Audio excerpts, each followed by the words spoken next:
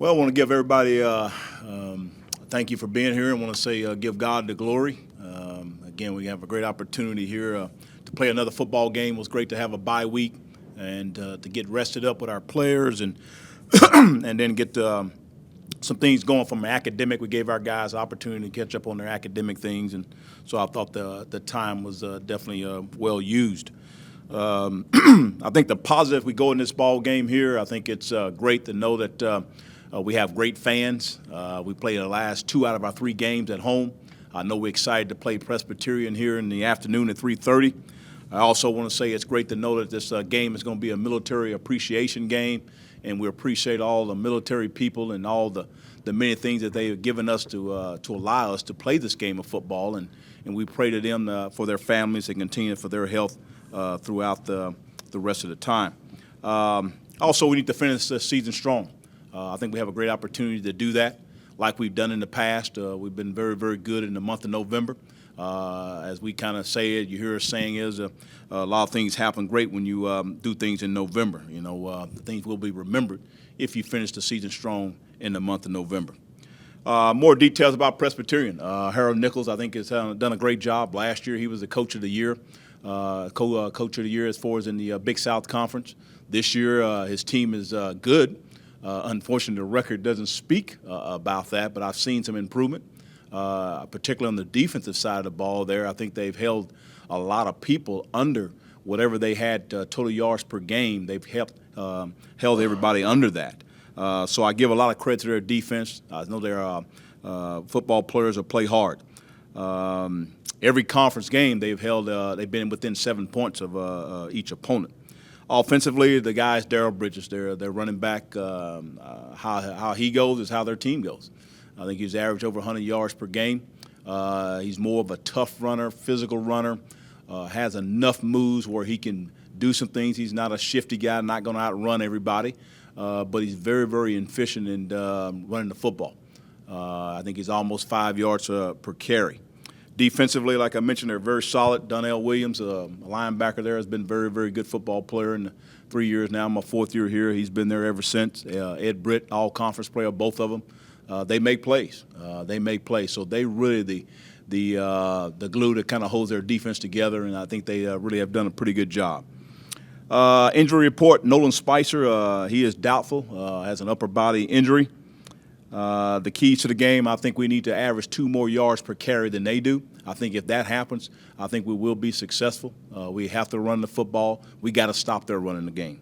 And then also explosive plays. We cannot allow explosive plays against them, but I also know that we need to have explosive plays. Look at all of our games that we've been successful and won our games. We've had a lot more explosive plays than the opponent. So explosive plays, I'm talking about 20 yards or more, whether you're running the ball or throwing the football. Open up to some questions.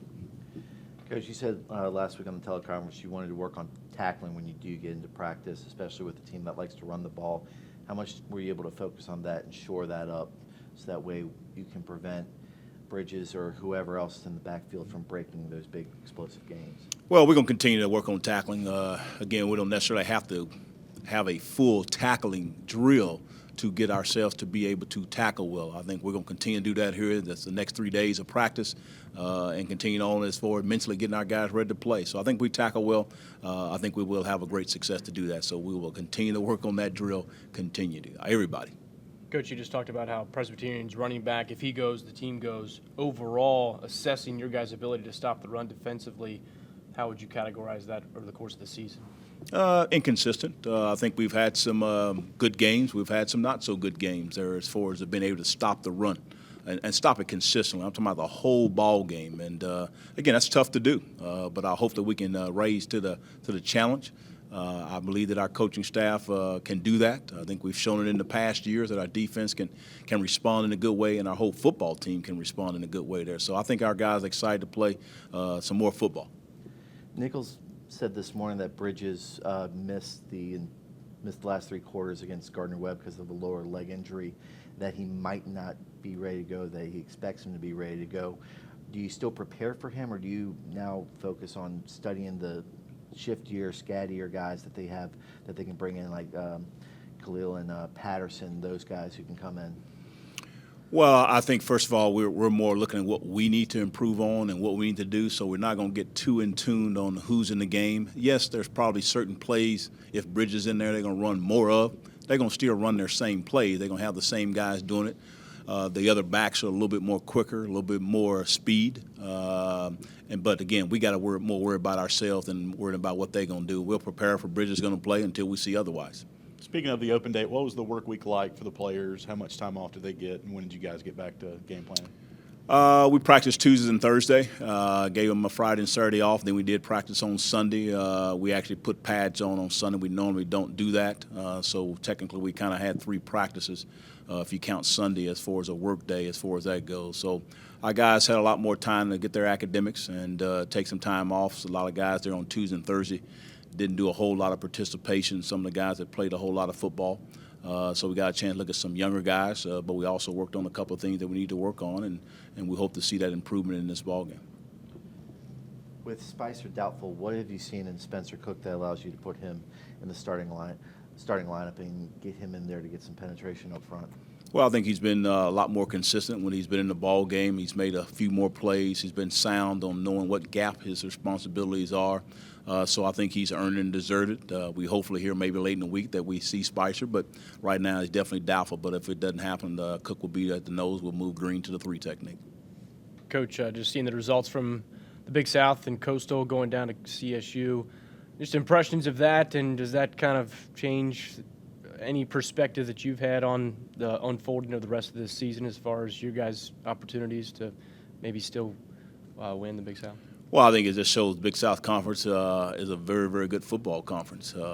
As we all know and seen over the last 3 or 4 years, every game is a very, very tough football game, no matter what the record is. And in most cases, particularly when you play on the road, it's very, very tough, very, very tough. So, again, we just got to take care of our business. I think everything else will take care of itself. We go ahead and win out, and we got to take care of Presbyterian. This is a very, very important game. You got to take care of this one before you get into all the rest of it. When you look at the landscape of college football, Coach, last 3 weeks, Michigan, Michigan State, Georgia Tech, Florida State, Duke, Miami, special teams have been factors in those games. How do you think that has made teams and coaching staffs reevaluate what they do in the late game situations? Oh, I think, probably all of us coaches, we all go over scenarios the best that we can with our players. Just about every week, I know that we go over scenarios of whether it's in a punt game, whether it's in a field goal situation, whether it's a kickoff return, right before the half, those kind of plays, how many seconds on the clock. So you go over all those scenarios as much as you can. I mean, you can't go over every one of them every single day, but you kind of go out throughout the season. You bring up scenarios that could happen right before half or right at the end of the game. So therefore, when it occurs, everybody knows and can respond to it in that way. So I think all of us coaches do all we can to prepare our players for any scenario. Again, you think you've been in it 24, 25 years, and all of us coaches, sometimes you see something that maybe you had never seen before that you maybe have to bring up to your football team. So we do the best we can to let our players know about it. What did you see in the kicking unit, especially the field goal unit, over the bye week, just getting a little bit more in sync with David there at center, just getting more acclimated with snap, hold, and kick, so that way you're more efficient when you need to kick field goal? We just did a few more kicks, getting more reps of David as far as snapping, and also with Trey Turner holding, and just getting more reps. And I think we're not concerned about it. I'm not going to change anything that we do. If it presents itself for us to kick a field goal, I have all the confidence in the world that our guys can execute that to get up 3 points on the board.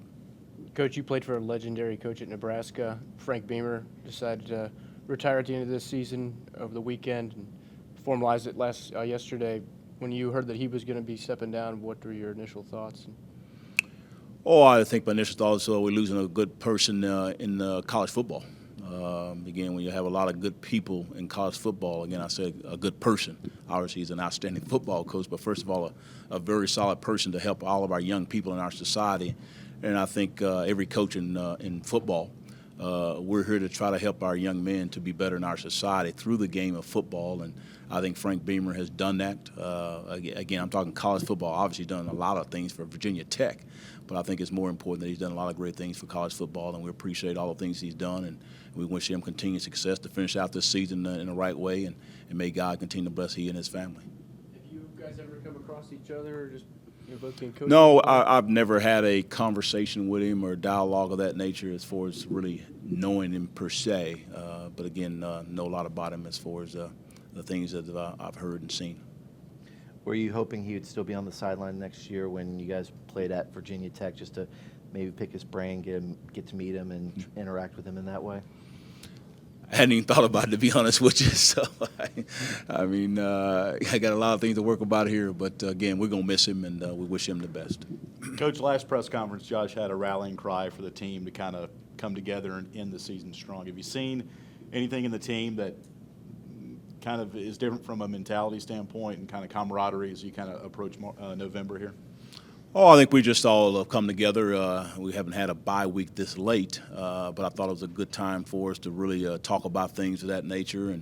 And really, we're just trying to stay with our routine and continue to believe, continue to have faith, continue to work hard and do all the diligent things that we need to do.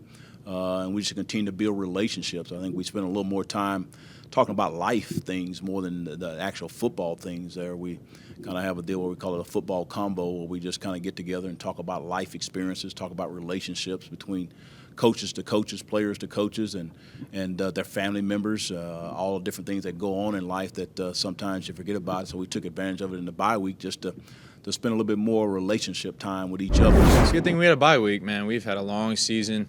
It's been a long 8-game stretch, and bye week was definitely needed. I think it's really crucial that we got a win versus Kennesaw State here. So now we had some momentum going into the bye week instead of feeling bad about ourselves or feeling down on ourselves. Now sort of an upbeat attitude that we've been looking for conference play. So it's been good. We got a lot of guys back. A lot of guys had little ankles or little elbows or wrists or stuff like that. So just nagging things that took forever to get over because we didn't have an off week for guys to get healthy. So we got mostly everyone back now, and we're ready to go for this week. Going into the Presby week, they got a good defense. I know they got a really good running back too. So defense will definitely have to keep their eye on him.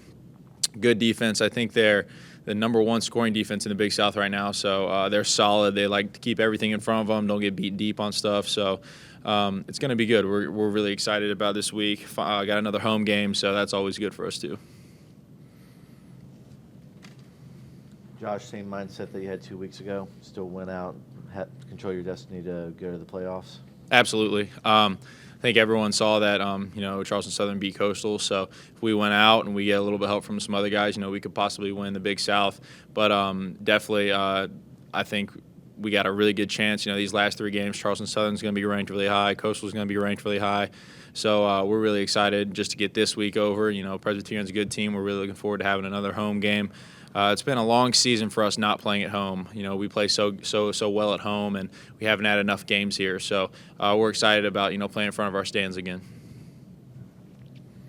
Kind of challenged the team a couple weeks ago to kind of circle the wagons. Happy with how they respond against Kennesaw State? Absolutely. I think offense responded just how we should have. Thought defense played really well for the most part. Obviously, they triple option is hard to defend, so you're going to score some points on a lot of teams if you can get 2-3 yards a chunk, and they were doing that against our defense in the second half. But our defense did just enough to keep them out of the game. And offense, I think we scored out of 8 out of 9 drives, except for the last drive where we took a knee. So I thought we played great as a team. I thought that was probably our best all-around game. You can look at, they scored however many points in the second half on us. But, like I said, I thought defense did a great job of just keeping them having less points than us. Josh, when you lost those games earlier in the season, was there a mindset that you saw across the board with the team from your senior perspective? And has that maybe been altered since you guys needed to, hey, we need to not do that anymore, we need to win out here? And did you see any of that with Kennesaw, I guess?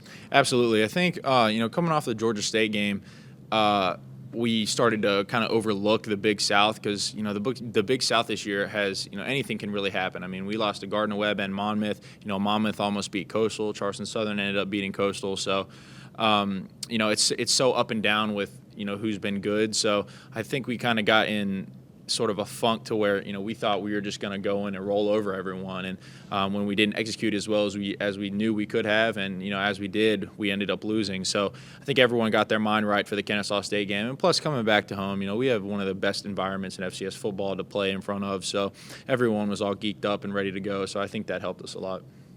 What have you seen on film about PC's defense that you guys want to work on to make sure you're fundamentally sound, and that way you can move the ball and score points, which, as you alluded to, teams have been having trouble putting the ball in the end zone?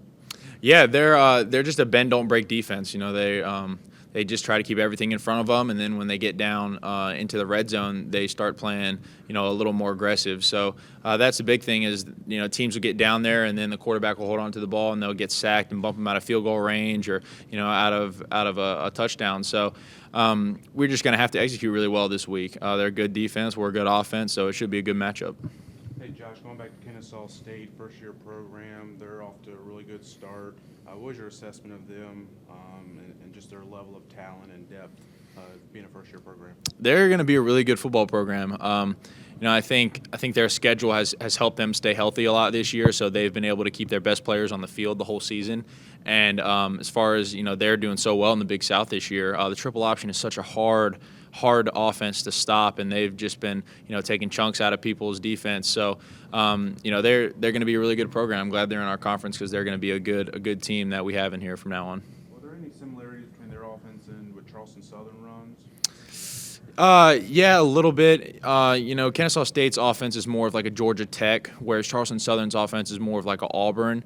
It's called the shotgun option. So it's a little different. So obviously Charleston Southern's in the gun most of the time. They're never under center. So you can always have the quarterback be a viable option on just straight out of the shotgun running downhill instead of most of the time in the triple option he's either reading a tackle or reading a nose or something like that. So some similarities, obviously. Option is option, but it's definitely different. They're two different systems, and we're definitely going to have to have our game right when we play Charleston Southern in 2 weeks. Curious, Josh, what conversations has this team had regarding landscape of college football last 3 weeks from a special teams perspective, including Duke and Miami? Now, you're a quarterback, but it's got to be water cooler topic of conversation. So what has it been in the locker room with regards to some of these bigger games and kind of how they've unfolded? Yeah, I mean, just watching ESPN, we obviously don't get to watch a lot of those games because we're playing, but the Miami-Duke game, when we had a bye week, we were able to watch. So, there's just been so many tremendous plays that have happened on special teams and at the end of games this season. It's probably one of the craziest college football seasons that I've ever been a part of or been able to see or, really known about. So, everyone's always asking, oh, did you guys see what happened in Michigan State? Did you guys see what happened in Miami and everything? So it's fun to see that stuff because it really makes you think about, focusing throughout the entire game, playing for 60 minutes, not 59 minutes and 50 seconds. So it really, puts an emphasis on finishing games and learning how to close. Josh, you've mentioned there's been some difficulties with the team this season, staying focused on the team and being prepared for them. Last 2 games of the year against top 15, top 20 opponents, how do you keep the team focused on a 1-7 Presbyterian squad this week? Well, I think being at home is always a plus. We have such a great atmosphere here, and it gets everyone ready to go. No one wants to play bad in front of their home crowd, so I don't think there's going to be an issue this week. I think we're all ready to go. I think everyone understands that if we win these next 3 games, we have a pretty good shot at making the playoffs. So we're excited. We're ready to just finish these last 3 games strong.